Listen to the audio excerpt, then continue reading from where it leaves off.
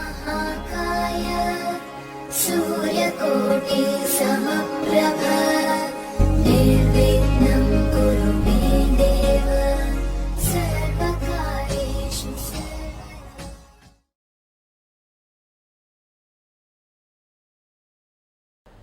मेरे बहुत ही प्रिय और बेहद सम्मानित साथियों, हृदय की असीम गहराइयों से बहुत बहुत अभिनंदन, बहुत बहुत स्वागत।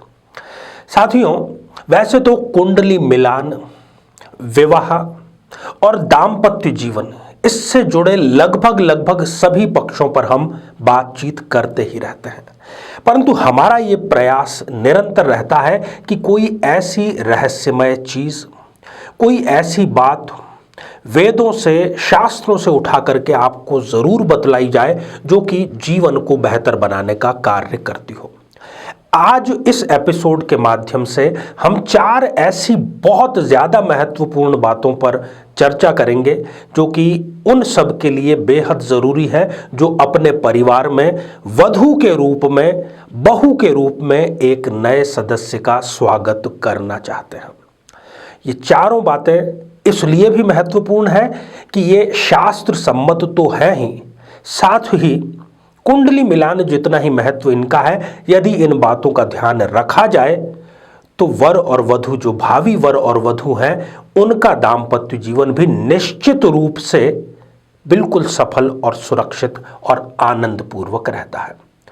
साथियों, इस पर हम चर्चा करें इससे पहले एक बेहद ज़रूरी सूचना कि हम हमारे प्रत्येक एपिसोड के अंत में किसी न किसी जातक के प्रश्न का उत्तर देते हैं और ये प्रश्न हमें प्राप्त होते हैं आप लोगों के ही द्वारा YouTube कमेंट के माध्यम से।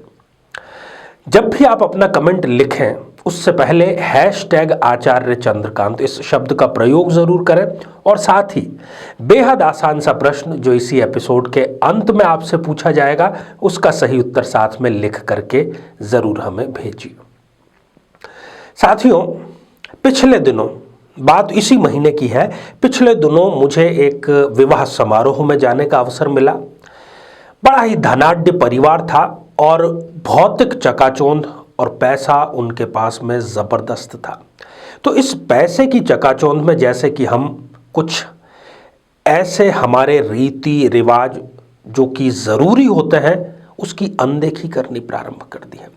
डेस्टिनेशन वेडिंग नाम का एक जो प्रथा है, प्रथा तो नहीं कहना चाहिए, उसको व्यवहार है जो कि धनाढ्य लोगों ने प्रारंभ किया है कि वो दोनों ही पक्ष, वर पक्ष और वधू पक्ष, किसी तीसरे स्थान पर जाकर के विवाह संपन्न करते हैं, कोई पर्यटक स्थल, वहां पर वो विवाह संपन्न करते हैं और वहीं पर सारे गेस्ट भी आमंत्रित होते हैं। ऐसे ही एक विवाह में जाना हुआ और बातचीत में ये पता चला कि यहाँ से ही, मतलब यहाँ जब विवाह संपन्न हो जाएगा, रस्में संपन्न हो जाएंगी, तो वर और वधू जो हैं वो 22 दिनों के लिए हनीमून पैकेज पर सीधे यहाँ से प्रस्थान करके चले जाएंगे। उसके बाद में वो अपने घर जाएंगे। तब मैंने उनके माता पिता को ये बताया कि इस प्रकार से करा जाना बिल्कुल भी उचित नहीं है।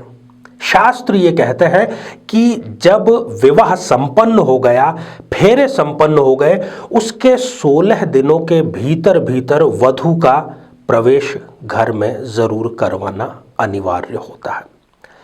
4 जिन बातों की मैंने चर्चा की कि हम 4 के बारे में चर्चा करेंगे, उसको हम पहले इस मंत्र के माध्यम से जान लें कि शास्त्र इस बारे में क्या कहते हैं, वधू प्रवेश के बारे में क्या कहते हैं।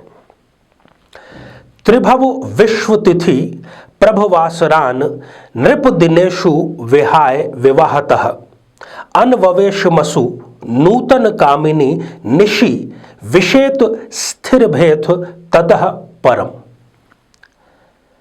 साथियों, ये मंत्र जो है ये स्पष्ट रूप से कह रहा है कि वर वधू जब विवाह संपन्न कर ले, उसके 16 दिन के भीतर भीतर जो नव वधू है उनका गृह प्रवेश किया जाना अनिवार्य है, जरूरी है। सबसे पहली बात।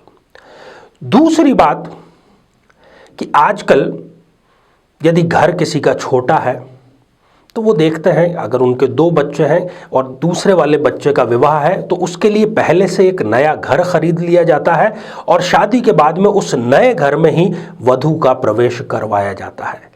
ये मंत्र हमें ये समझा रहा है कि कभी भी वधू का प्रवेश एकदम नए घर में नहीं करवाना है। जहां पर पहले कभी कोई नहीं रहा है, चाहे वो घर नया हो या आपने किसी का दूसरा मकान खरीदा हो, कहने का अर्थ यह है कि वधू का प्रवेश उस घर में करवाएं जहां पर आप पहले से ही रह रहे हो, चाहे कुछ दिनों से ही रह रहे हो।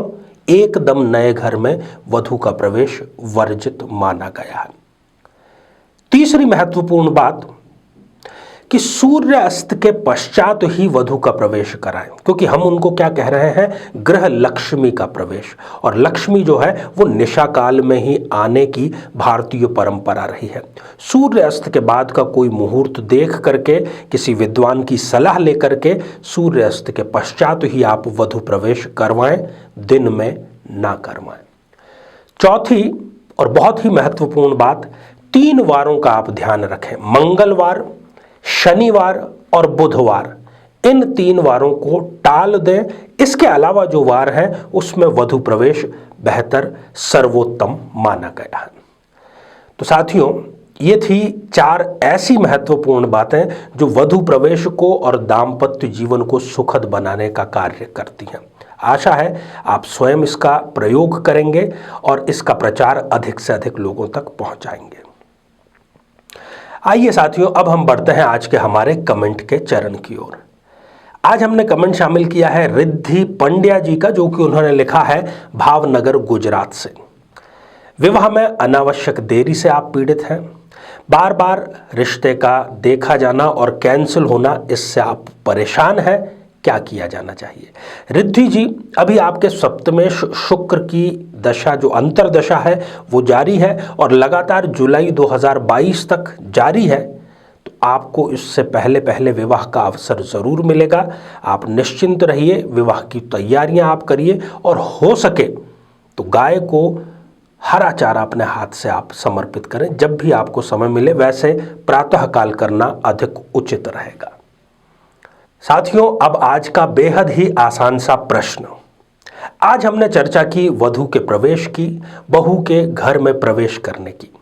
हमने कुछ बिंदुओं की चर्चा की है। आज का प्रश्न यही है कि हमने कितने बिंदुओं, कितनी बातों की चर्चा की है, उसकी संख्या ही आपका उत्तर होगा। आप सभी स्वस्थ, समृद्ध और शांतिपूर्वक जीवन व्यतीत करें। नमस्कार। जीवन में किसी समस्या का सामना कर रहे हैं, जैसे कि शादी में देरी होना, पति पत्नी में मनमुटाव या तलाक तक की नौबत आ जाना, संतान का प्राप्त न हो पाना, नौकरी या धन प्राप्ति में बाधा आना, जीवन के प्रत्येक क्षेत्र में किसी न किसी प्रकार की बाधा आना, तो आज ही अपनी जन्म पत्रिका का संपूर्ण विश्लेषण करवाएं और पाएं समस्या से सदैव के लिए मुक्ति।